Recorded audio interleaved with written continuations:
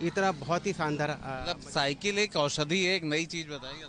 हाँ, क्योंकि ये सिर्फ तन ही नहीं, मन को भी शांति देती है। डॉक्टर उमेश चाहते हैं नौजवान पीढ़ी को संदेश देना कि साइकिल की सवारी सबसे फायदेमंद है, लेकिन दिल्ली से प्रयागराज की दूरी कम नहीं होती। रास्ते में रात का सफर भी होता है, रुकना भी पड़ता है, और जब साथ में बेटी हो तो चिंता और बढ़ जाती है।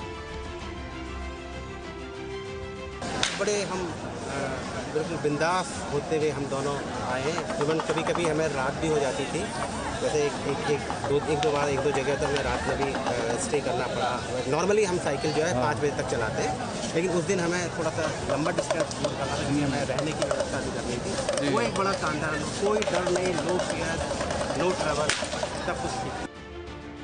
पिता कहते हैं कि बेटी ही उनका हौसला है इस सफर में। सच में बताऊं तो मुझे इससे प्रेरणा मिली। मैं पहले अकेले आ रहा था, और ये तो पढ़ती हैं, अभी बीएससी योगा कर रही हैं, और इन्होंने मुझे कहा नहीं पापा आप अकेले नहीं जाएंगे। तो फिर इन्होंने छुट्टी ली, इनको स्पेशली कुंभ के आने के लिए छुट्टी मिली है, और इनके कॉलेज ने इनको इस यात्रा के लिए स्पेशली, ये देव संस्कृति विश्वविद्यालय हरिद्वार में पढ़ती हैं। बेटी उमंग भी अपने नाम सरीखी ही है, उमंग से भरी हुई, जोश इतना कि अभी भी आगे चलने को तैयार है। पापा का साथ मिला तो चली आई। मेरी ताकत पापा ही है, बट ये है कि मेरे में थोड़ा एडवेंचर करने का ज्यादा वो है कि हाँ मैं कर लूंगी, तो पापा को सोचता कि हाँ अगर ये कर सकते तो मैं भी कर सकता हूँ। तो मैं उतना उनको करती हूँ कि हाँ अगर मैं इतना चला रही हूँ तो आपको भी उतना चलाना है। मैं हर टाइम उनके साथ चली हूँ, जहाँ जहाँ उन्हें दिक्कत है उनके बगल में साइकिल चलाई है, चाहे कितनी प्रॉब्लम हुई है। उमंग उन लड़कियों के लिए प्रेरणा है जो अकेले घर से निकलने में डरती हैं, और ये तो साइकिल चलाकर प्रयागराज पहुंच गई। उमंग कहती हैं कि उनके साथ उनके भगवान शिव थे और पिता, लिहाजा सफर आराम से कट गया बिना डरे। मेरे पापा को मेरी चिंता रही पूरे रास्ते पर, मैं थी कि नहीं चिंता क्यों करनी, जब तक रास्तों में कठिनाइयां नहीं होंगी तब तक जीवन कैसे चलेगा। जीवन अगर ये पढ़ के बता रही है, नहीं ये मन से बता रही हूँ, ये मन से बता रही हूँ, क्योंकि मैं अब खुद कॉलेज में मैं हूँ और मेरा हॉस्टल है। मैं मम्मी पापा के बिना रहती हूँ, हरिद्वार में हूँ, तो मेरे को खुद पता चल रहा है कि जब तक हाँ जीवन में कठिनाइयाँ नहीं होंगी आप जीवन नहीं आगे कर सकते हो। बिना कठिनाइयों की जीवन नहीं है। अगर सब चीज़ें आपके हाथों में आ रही तो क्या फ़ायदा उस चीज़ों का, आपने कुछ किया ही नहीं ना अचीव अपने जीवन में। तो ये यहाँ महाकुंभ आना एक अचीवमेंट भी है, उपलब्धि भी है, और धर्म का काम तो।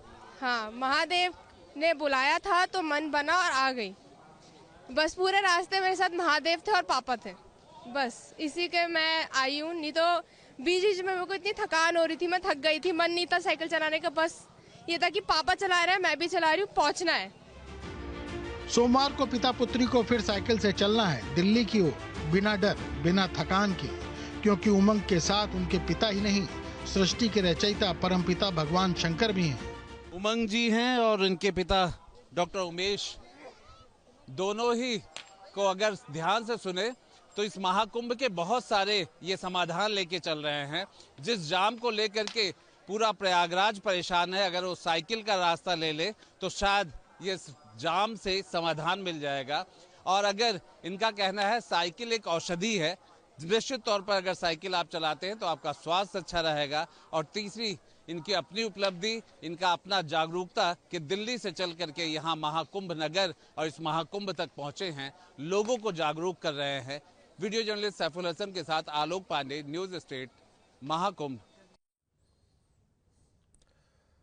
जान है तो जहान है, ये कहावत आजकल महाकुंभ के लिए बेकाबू होती भीड़ के लिए सटीक बैठती है। चाहे दिल्ली में भगदड़ से हुई मौत हो या काशी अयोध्या में उमड़ा जनसैलाब, बेतहाशा भीड़ से व्यवस्थाएं चरमरा रही है। पुण्य कमाने की होड़ में लोगों का हुजूम उमड़ आया है।